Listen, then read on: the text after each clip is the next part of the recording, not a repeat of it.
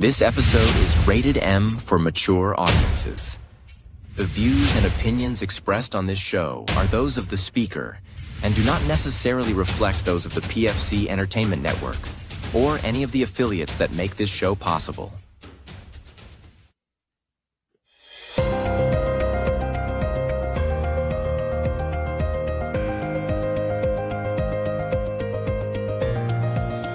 This is the Pure Fury Creations Entertainment Network. Here's the thing. Go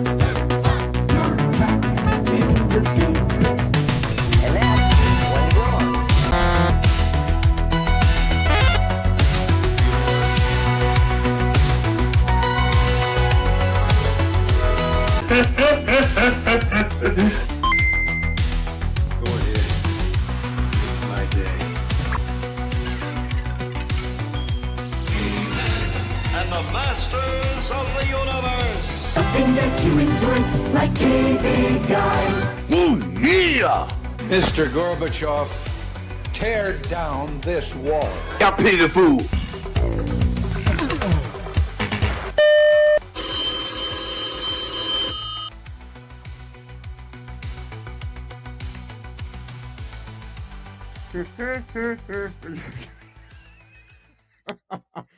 Every time. Every time. Welcome to What the 80s here at the PFC Entertainment Network. Along with Jill Bain, I'm Jason Klaus. We certainly appreciate you tuning in here this week. Look, I don't know if it's because we have temperatures right now as we're recording this that are they include a 5 at the start of it, and it's not a single digit. If the sun's out, like I'm in a mood here this week. So we're emerging from hibernation, I feel like, because I don't know how it is in your neighborhood, but they've come out of the woodwork here today, Yeah. So spring's in the air, man, and I am here for it. Yes. How are you? Not too shabby. I had some running to do today, and then I had to, I don't know, a coolant link in my car needs to be fixed, so we dropped that off already, so we don't have to do it. Yeah, car shit. I hear you on that, and like I've been pretty fortunate. I haven't had let me knock on wood. I haven't had a shit ton of car issues, right? But man, when they do arise, it's never anything cheap.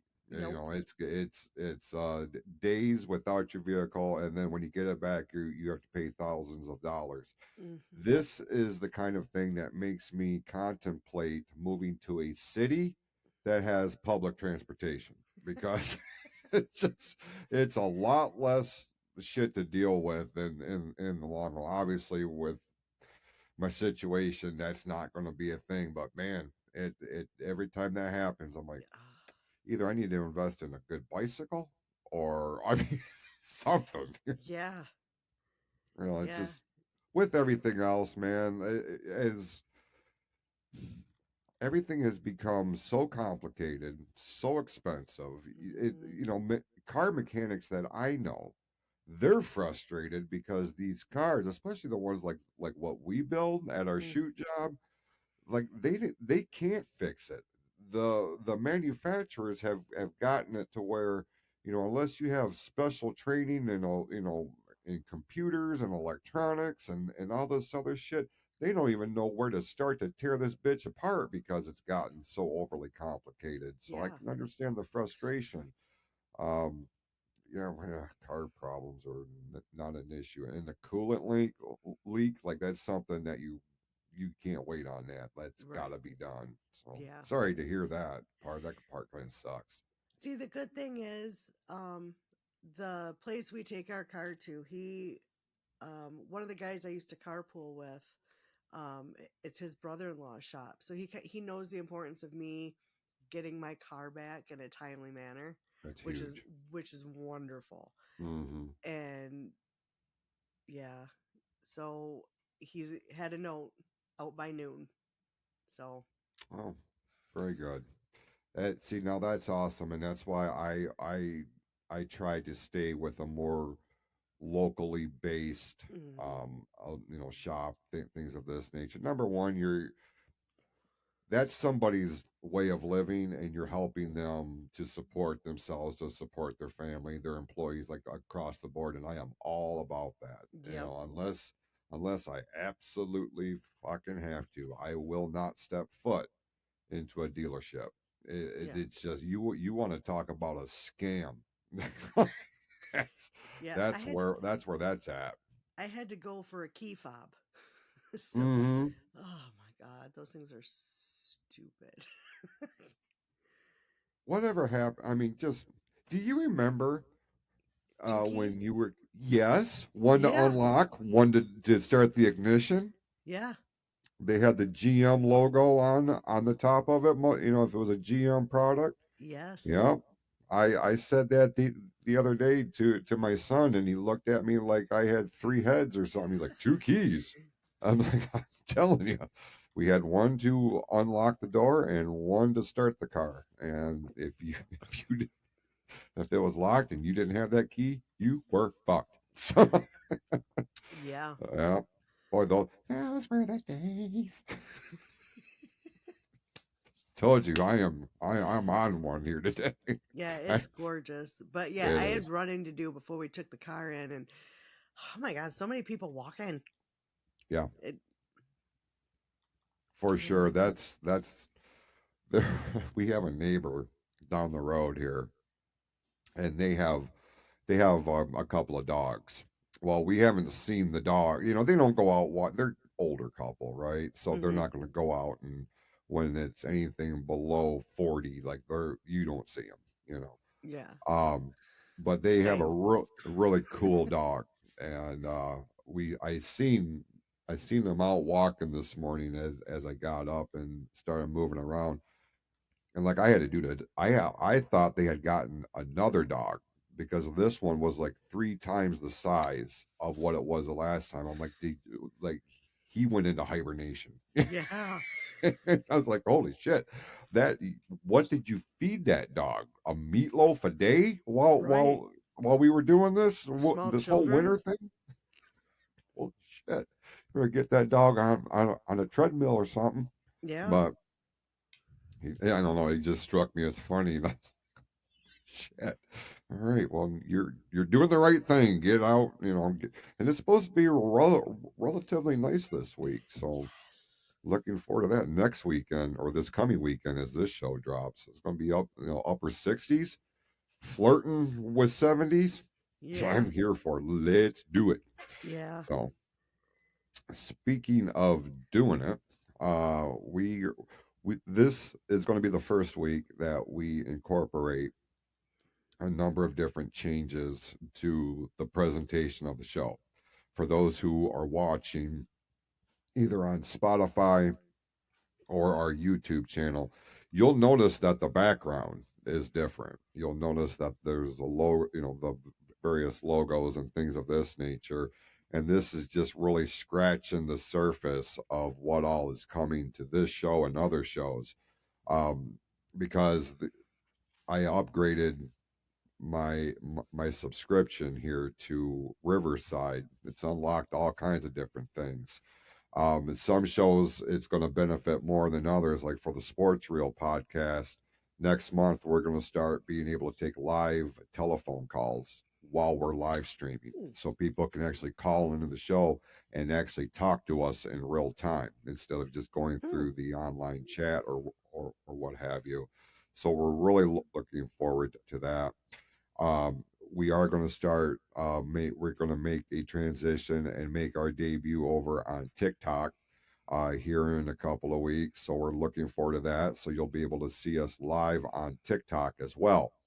And when we do live streams of this particular show, not only will it be on our normal platforms here at Riverside, obviously, but Facebook, YouTube, TikTok will also be incorporated.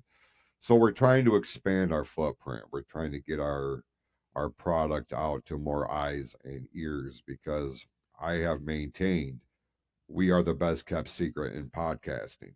And I'm done being a secret. You feel me? So Yes. we're gonna start doing some shit here. Now, along those lines, and let's just do this as a quick programming note. Um, for those who are fans of Jill's other show, Creepy Soup, do not fear. Nothing has happened. They're trying to get their schedules in order, so they've had to miss a week or so. It's not been canceled. It's not, or anything like that. Don't fret. It will be back. Just be patient. Anything you want to add on that particular front? Just like you said, the scheduling, it's just so crazy. Me being a second shifter, my daughter being a third shifter. It's just, when I'm awake, she's sleeping. When she's awake, I'm at work. When I get home, she's at work. Yeah. So it's trying to line up that day where we can. Be in the same place, same time, both Yeah. awake, both. And she's got notes done for her next one, and I can't wait to do it because I'm so freaking excited because it's like an old case with a major update. Mm, M- Major. So I'm so excited to get to it. It's just that fucking schedule. yeah. Well, stay tuned, as it were, and stay tuned to all of our socials. When that show drops, we'll be sure to let the masses know that it is on the way. So, we just wanted to touch on that real quick because we have crossover fans for this show and that one. Obviously, you are the common thread between the two. So, I just wanted to take a second here and make mention of it. Oh, you're funny. All I right. try. We have a very cool topic on hand here this week, and we are going to get to that. But before we get to that particular topic, we are going to start this week off with today in 80s history. Now, as this show drops, this is March the 12th, so we are focusing. This is one of the things that I decided that I was going to do when we did a couple of weeks ago. We did that trial run. We did the whole episode on this week in 80s history. Hmm. We're not going to look at the whole week. We're just going to look at the one day that this show drops on the RSS feed and YouTube and all of our other platforms. It reduces the time. It's a concentrated block of information, and you just never know what happened on this particular day in the Right. 1980s. People be like, "Oh, I remember when that happened." Well, what day did that happen? Well, I don't know. Well, now you know. So, Now you'll know. and this is one of those things that extends our capability to be able to do this, because a year from now, I don't know if it's leap year or whatever, but a year from now when we do this segment, it'll be March 13th, so Hmm. we won't already have covered it a year prior. So Right. I don't know, we're just trying to well, I call it throwing shit at the wall and see what sticks. And this seems like this is going to be the best course of action. um, so let's look at some of the headlines that happened in the 1980s on March the 12th. The number one song in America in 1988, Never Gonna Give You Up by Rick Astley. Are we I was being going to try to Rickrolled? sing the chorus, but I'm like, no, I want people to stay tuned in. I better not do that. Oh man, where are you at on that song? And isn't it stupid that it's gotten a resurgence of popularity all these years later? Yeah. I don't know. It wasn't my thing. Like, I've never really. I mean, back then, obviously, I was into like heavy metal hair bands, that kind of thing. So it wasn't necessarily on one of my radio made mixtapes. If you know, you know. Yeah. Um.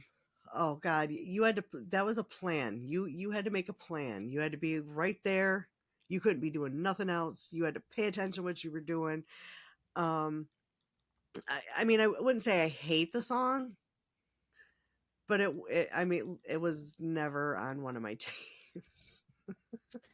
Yeah, it was for us. It was one of these songs that, like, our parents liked it, especially moms, because he had that deep voice. Never gonna let you know. Like moms loved that song, Yeah. loved this kid. If I can be honest, and I remember Sean Grugel sharing the same sentiment. When I first heard this for the longest time, I thought this kid was black, Yeah. and then come to find out he was a young white dude. I was like, Little really? little carrot top. Yeah, yeah.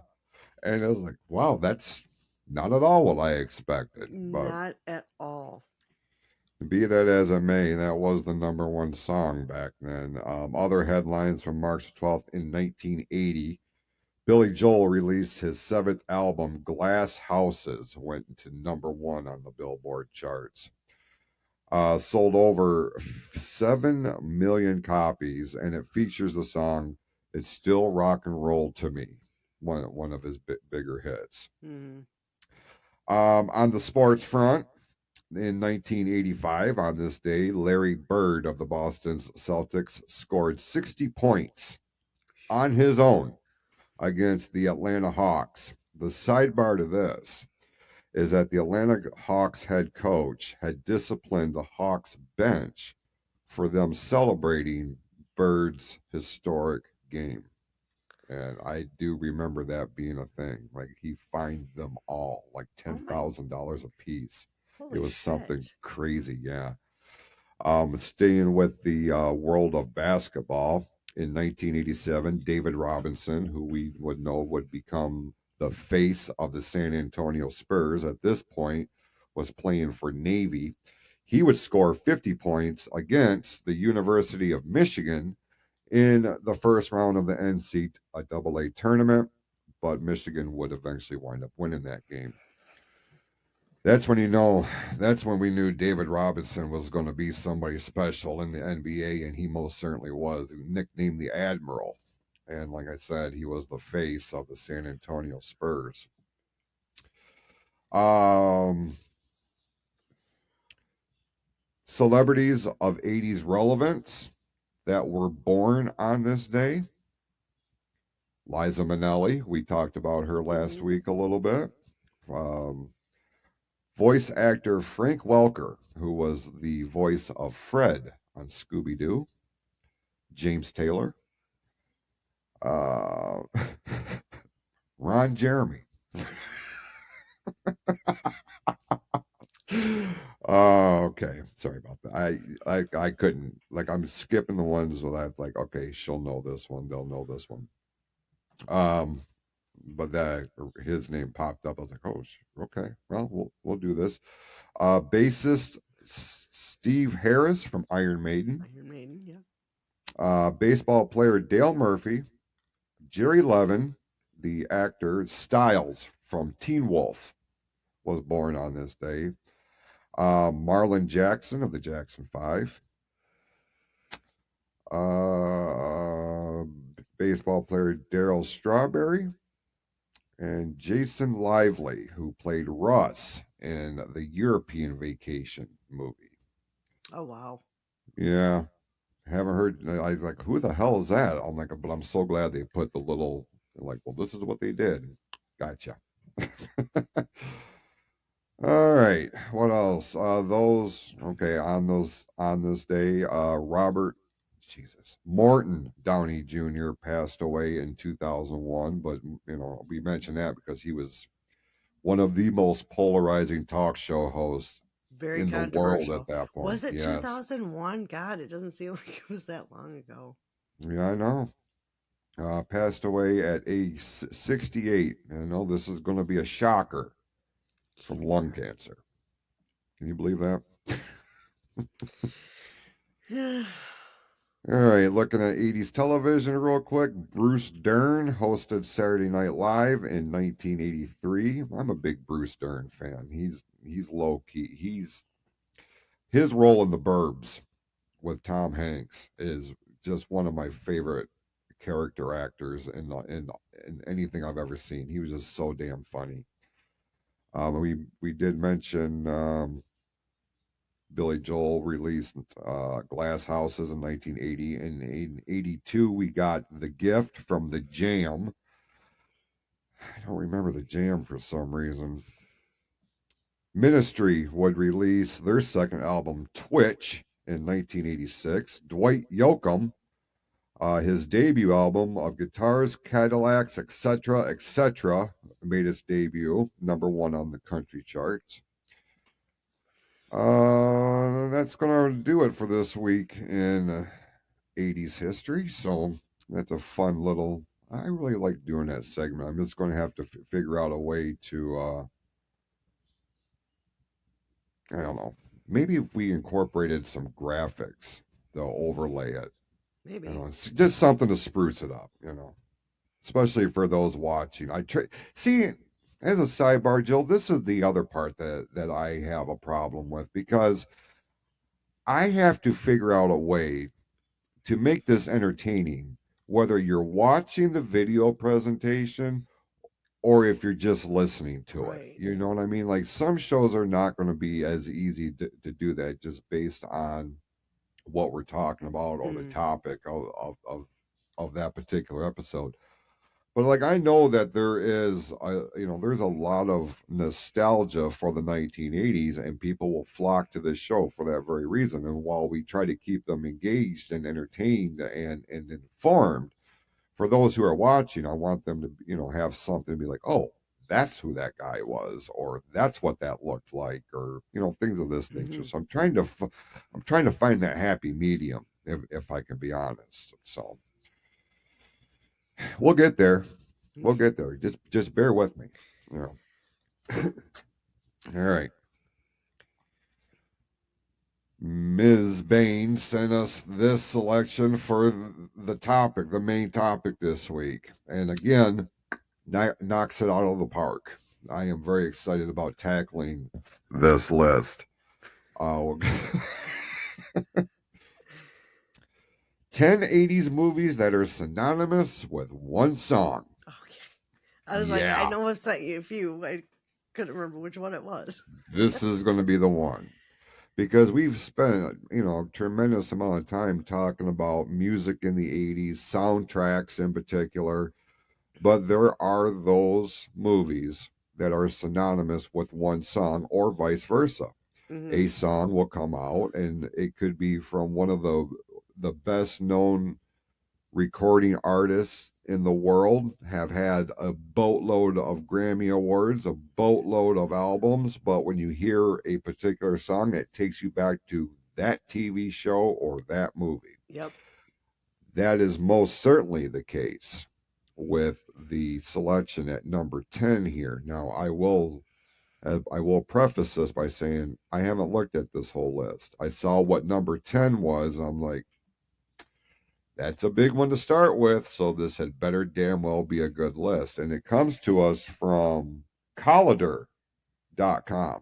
This is a new site for me. I have not checked this out. How did this come across your radar? You know how on your phone, well, I don't know if this happens to everybody. I have Android because I've never owned an iPhone. But like you swipe Nobody's perfect. You swipe all the way to the left and you get like your Google News. Okay. And sometimes it's shit that I could care less about. Like, okay, I'm not going to say I care less about it. I have never seen an episode of Yellowstone. I do plan on watching it because Kevin Costner, but I get a lot of articles in there, but I also get a lot of music articles, and 80s stuff. Okay. So yeah, that's the ones I send you. That's actually how I've pretty much found them. I can appreciate that. I mean, I don't know about the whole Android phone, because here's the thing. I've never owned an Android. I've only had iPhones. You go with what you know, what you like. Yeah. I guess once I figure something out, that's it. I'm good. I'm good here. See, and that's me. Like, and Judy, she has an iPhone, and I'm like, Oh no. See, done fucked myself up.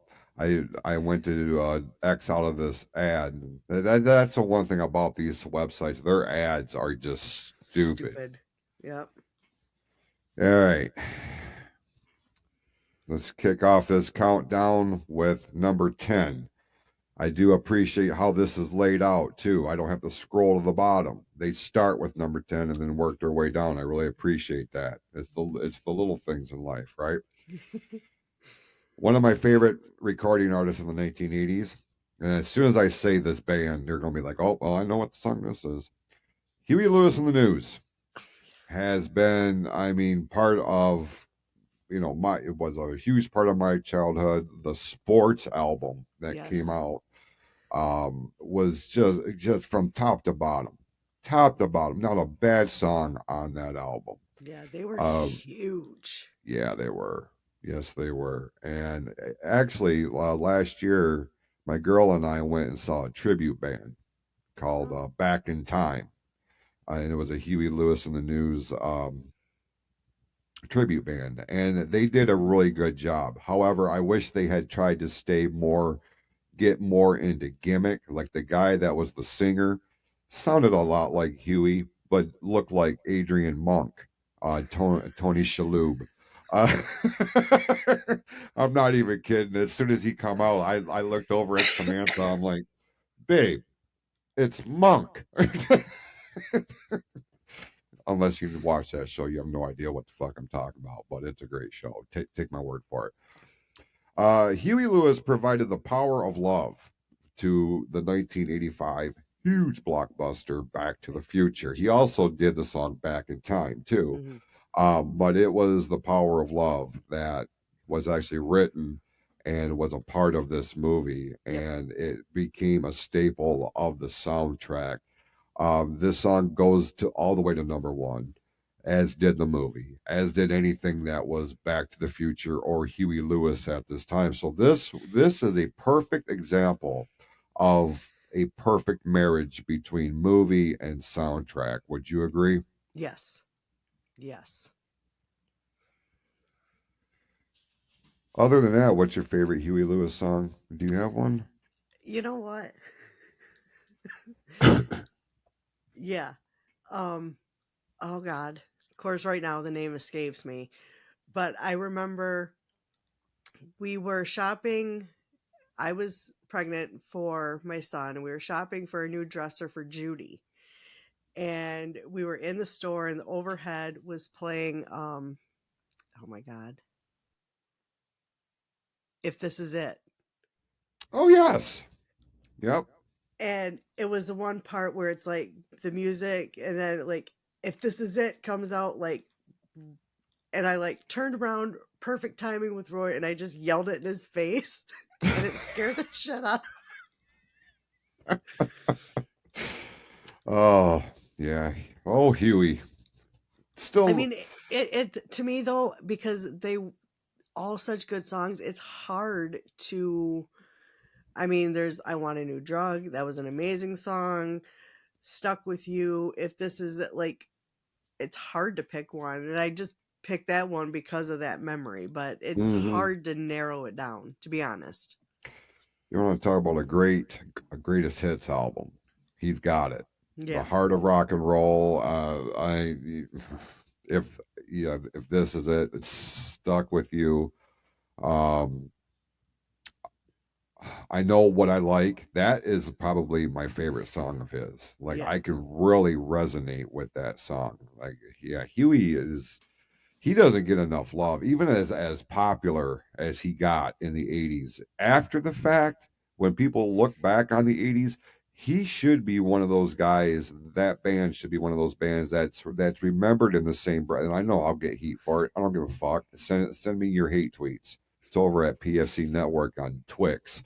Um, I, he should be considered in the same breath as Michael Jackson, Madonna, and Prince because for the for especially after 83 at some point there you could not hear Huey Lewis and the News on the right. radio.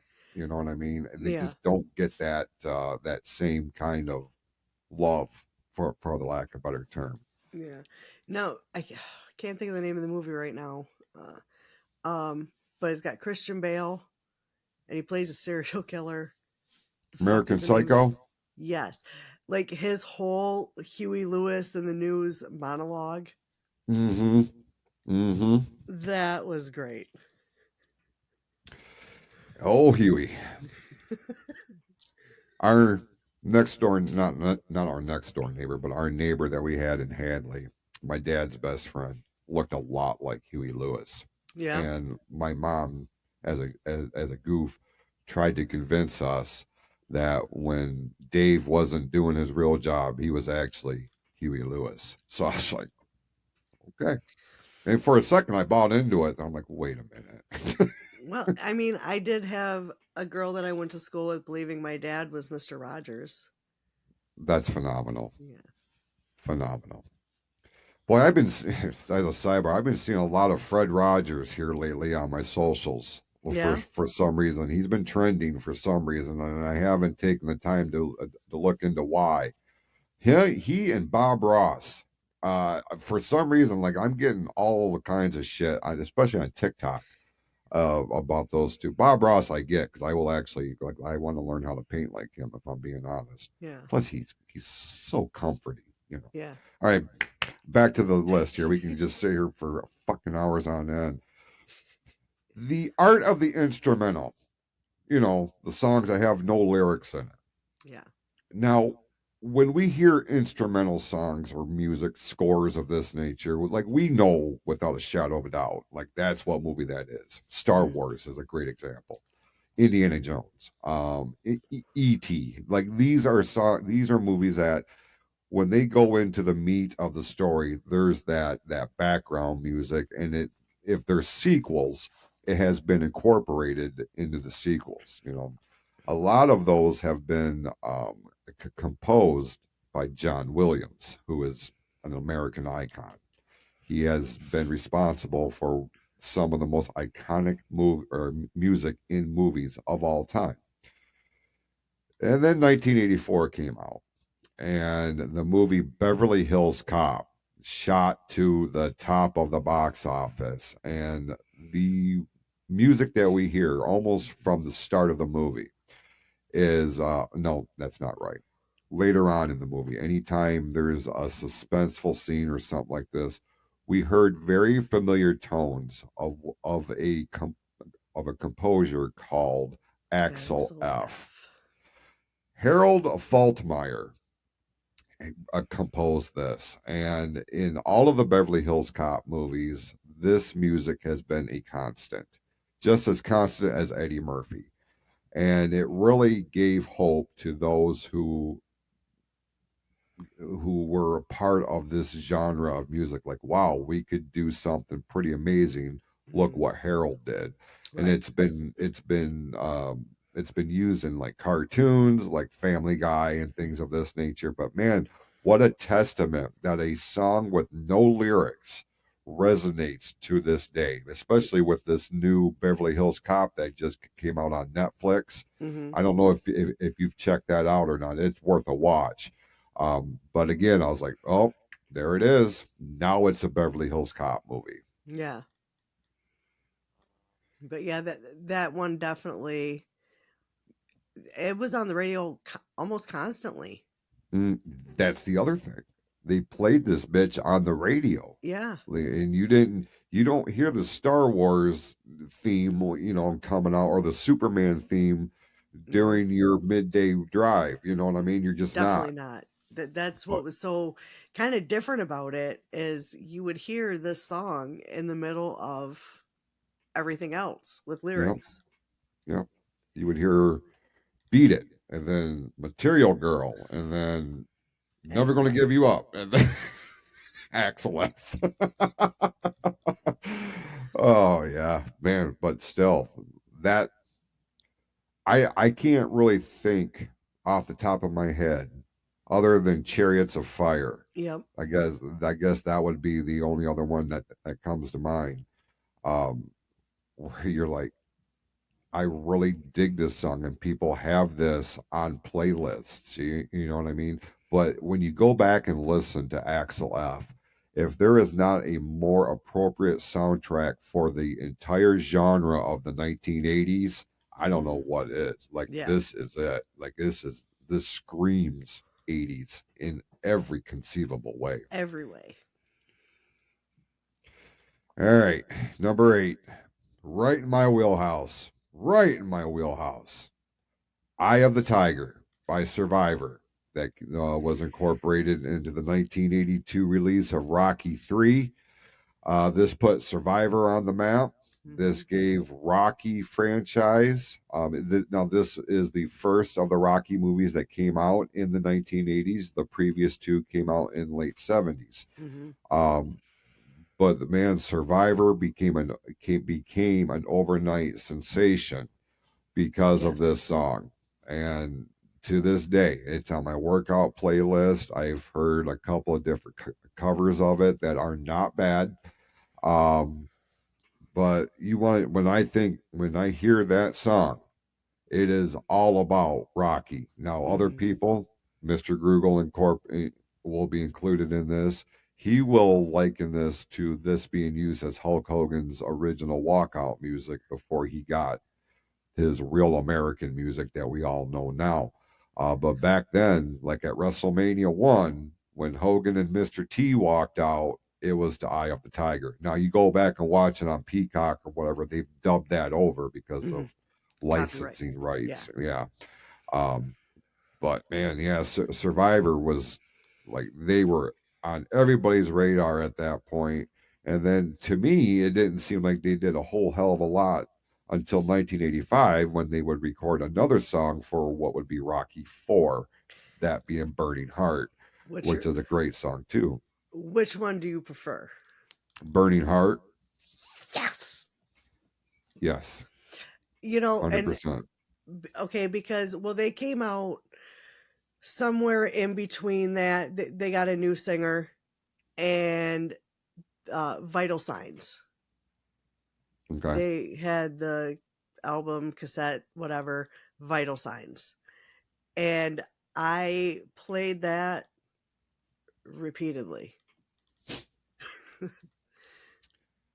I think what resonates, well, number one, Rocky 4 became, because this came out in 1985.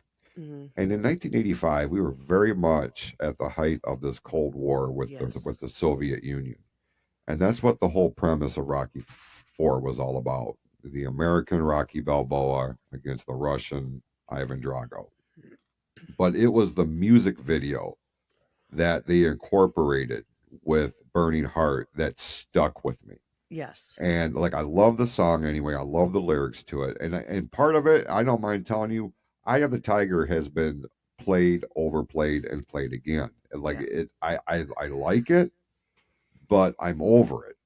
Burning Heart, we don't hear that much, but when that song was released and I saw the video for it, and a lot of it was the Rocky 4 footage of him training in Russia, I think that's why I gravitated, because I was like, damn, man, this is something. This is not like what we had seen in the previous installments of this franchise. Like he's running through 12 feet of snow and he's picking up large ass boulders, and it was something so different.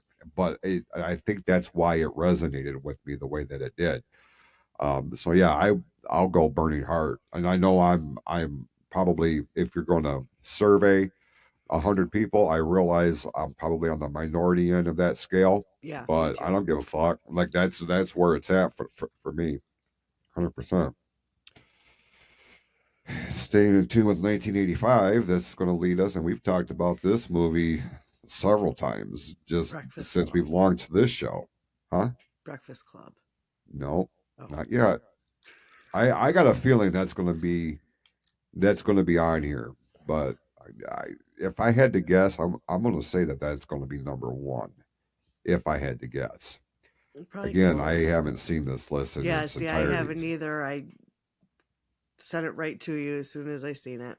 Cyndi Lauper, The Goonies Are Good Enough, from the Goonies.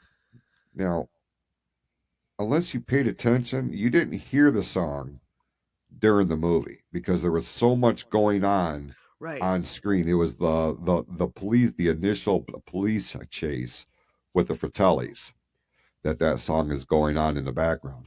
But they would turn around and use it during the ending credits, and that's when I got to really hear it for the first time.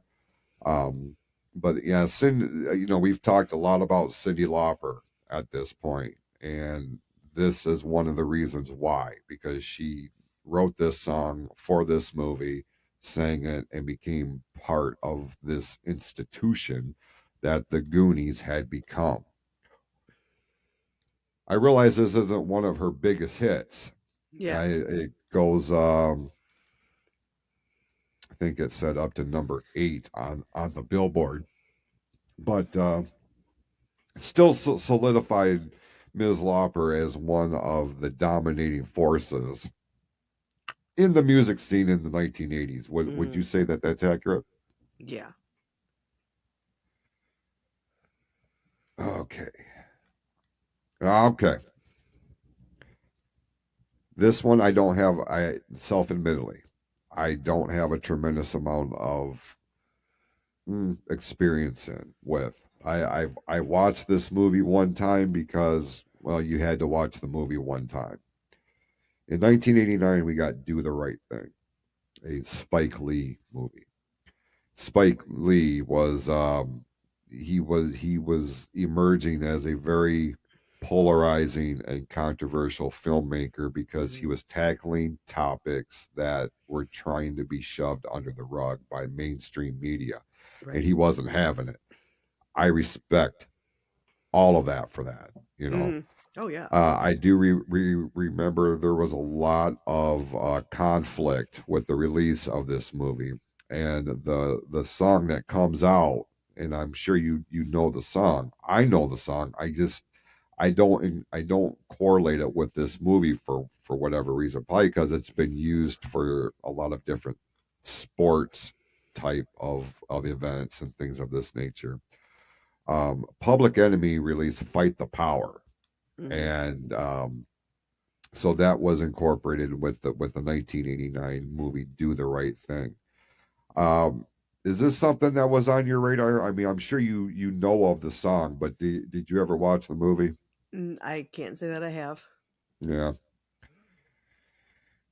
I'm with you. Like I said, I watched it once, just because it was something that I felt like I had to, and I really appreciated what, even back then, like I was very dialed into what was happening Mm, in the world, and tried to learn from that, especially when it came to race relations, yeah. because back, even now, we're still dealing with it in some regards, and unfortunately, we always will, Yeah.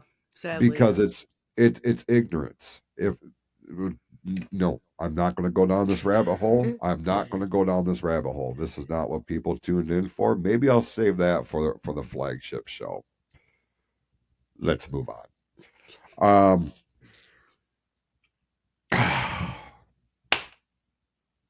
Number 5 is one of my faves. It's one of my guilty pleasures, Jill. 1987, we got Dirty Dancing Okay. with Patrick Swayze and Jennifer Grey. I absolutely love this movie because it's a good story. It's Mm-hmm. got a great soundtrack. But my mom's fanfare for it is what Yeah. I think about every time I watch. It was her all-time favorite movie, and we got the amazing duet of Bill Medley and Jennifer Carn or Warrens. I've had the time of my life, Mm-hmm. and like I am not a karaoke type of guy, but my girl has like a karaoke set up at her house. We're actually practicing this song, Oh, and okay. yeah, so when I saw it, I was like, oh baby. I know I'm pathetic, but it's love the song. I love the song even before all that, Yeah. just because of what it tied into. Bill Medley, man, you want to talk about a voice? Yeah. One half of the Righteous Brothers. He hadn't done anything in a long, long time until this movie had come out, and Jennifer Warnes, I knew with her duet with Joe Cocker, Hmm. and she's got an amazing voice, very strong Which voice. was also from a soundtrack, Yeah, what the fuck An was Officer it? and a Gentleman. Officer and Gentleman. Yep. That could take me down a sidebar about Joe Cocker, but I'm going to save that because I feel like that's another dude that, I'm a voice guy. You got to have a distinctive voice to Hmm. really stand out to me. And my God, they got no more distinctive than him. Yeah. And I can remember being introduced to Joe Cocker watching John Belushi impersonate him on Saturday Night Live, watching old Well, all you had to skits. do was look like you were taking a shit. Dude, for real. And the way Belushi uh reenacted that, like, had my dad laughing because my dad was a bit. That's how I got it. Guys like Joe Cocker, Rod Stewart, guys like that, like that. I was introduced to them through my dad, Mm. because he was a big fan, and both of those guys had very distinctive voices. Oh yeah. But Joe Cocker, like, I thought, man, is this guy having a seizure? Like, what is the fuck is going on? And then they did the SNL skit with Belushi, and he did it so well on his own.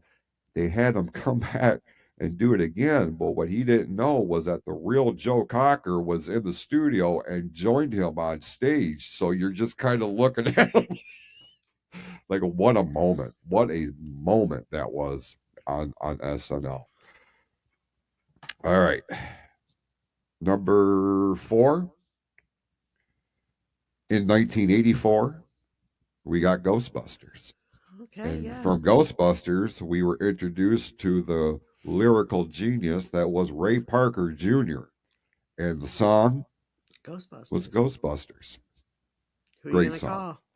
Nah, I mean, we had the radio edit version, and then if you got the vinyl album on the B side, you got the extended version of it. Mm.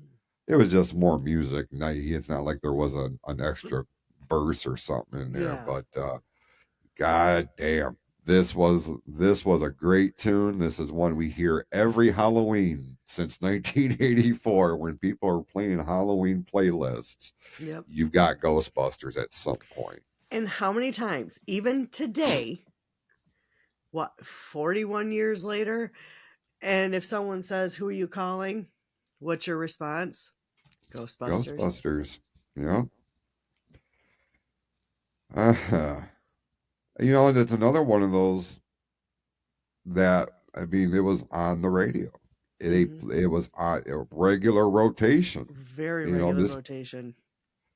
I remember it being on Casey Kasem's American Top 40. You do that I pretty good. I can't do it as good as Sean. Sean does a great Casey Kasem. Yeah, Does he? yeah, he does. He does a great Casey Kasem. I can do it in small doses. So there it was. Hope you didn't miss it. Hit Back 30, the yeah. 15. Oh man, 1984 again. You want to talk about soundtracks and movies, and by well-known artists that made an impact on the Billboard charts? Kenny Loggins was Mr. 80s soundtrack. Yeah, You know, we've talked about that before. Like he was hmm everywhere. I mean, I think Footloose, Top of Gun, yeah, I think of Caddyshack. I think of Caddyshack, yep, Top Gun, and I think of what comes in here at number 3, Footloose. Footloose. Yeah. No, I get heat for this, but I thought Footloose was a shit movie. I It, just was not a fan. you know, I'll say it wasn't my favorite, and I even watched the remake. No, like, did you see the remake or I just did figured? not. just figured because the first one was trash. I mean, if I had to Yeah. pick between the two, I'm gonna pick the original because Hmm. I did not care for the remake at all. No. Mm-mm. Yeah. See, I just wasn't a Kevin Bacon fan, and we've documented this. Yeah, You know, I think it was as recently as last week or the week before. I just yeah. was not a fan of his, See, and I and I love Kevin Bacon movies. yeah. Well, I mean, not everybody all. has their thing. I get it. I'm not mad at you. It's I cool. think my favorite Kevin Bacon movie because it's paranormal is Stir of Echoes. Okay. I Love see it. how I haven't seen that. Oh, that's So, a good but movie. I can understand why that would resonate with you. So, Yeah, it's a good I movie. mean, I know of it. You just hadn't seen it. No, I haven't seen it. There's been, I know of a couple sequels. I haven't watched any of those, but they were yeah, good movie. Well, we're going to stay with Mr. Loggins as we move into number 2 here in 1986.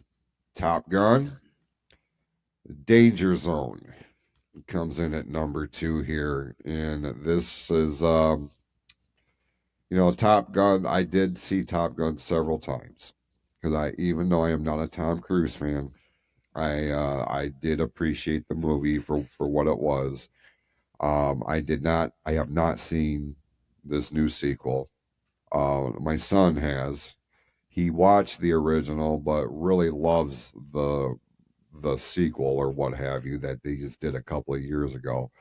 But Danger Zone, another one of those songs. This went right up to the number one on the Billboard charts I in hated it. '86. I hated it. Did you? Hated it. What did you hate about it? The start. I don't. I just. I don't know that. Like I can listen to Footloose, and but I hated Danger Zone. I just hated it. Now, I'm going to be honest with you. And I know this isn't going to come to any big surprise as anybody that knows me on any level. When I hear Danger Zone, just not the song, when I hear the words Danger Zone, I don't immediately incorporate it into Kenny Loggins or Top Gun. I think about the Macho Man, Randy Savage, because when he would cut his promos, they were going into the danger zone. So that's what I think about when I hear Danger Zone. So yeah, this is it's not a terrible song. It's not one that I hate so much that I will skip if it comes out if it comes on. I will.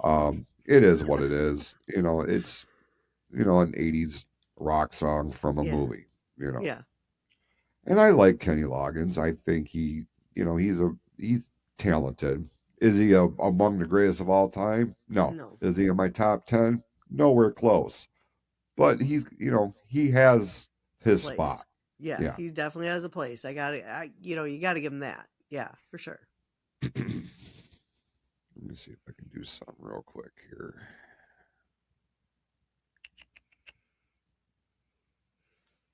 Where are you at?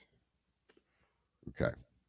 And that is going to bring us to number 1 here on the top 10 movies that are synonymous with one song.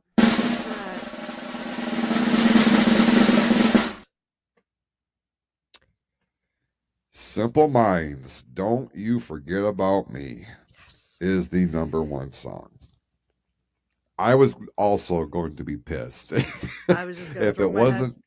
headphones and walk. Well, thanks for tuning in, Jill. I guess we'll see you next week. I'll go ahead and just put a bow on it from here.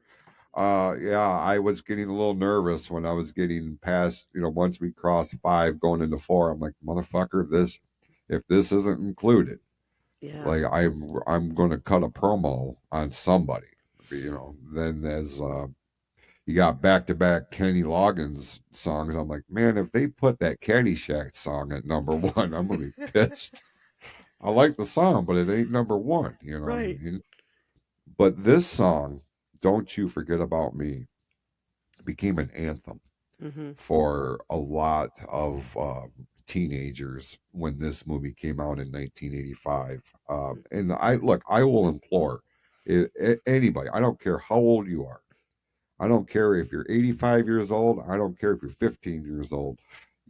If you haven't seen The Breakfast Club, you need to at Yeah. least once, because it is such a low key commentary on teenage life and all the different pressures that different Yeah. kids deal with. And we got a sample of 5 different cliques or genres of student Yeah. bodies in one spot. And it rings as true today as it did in 1985. This is one of the few movies That that has does aged well. age well with Yes. time. Would you agree? Absolutely. Absolutely. And like I said, and I know we demonstrated a while back, we know the dialogue. Like, and like I said, Roy won't watch it with me because I know the dialogue. Mm-hmm. Yeah. And It's sometimes I can't help it. I don't mean to just start spouting it off, but I do. But yeah, that is one that whether it was in 1985, 1995, 2005, 2025, it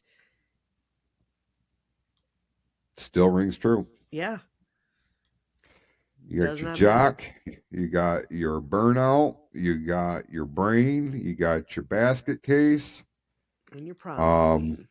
and the prom queen. Yeah. Now I put all those elements into one room on a Saturday for detention, not for an hour, but for the Whole entire day. duration of the day.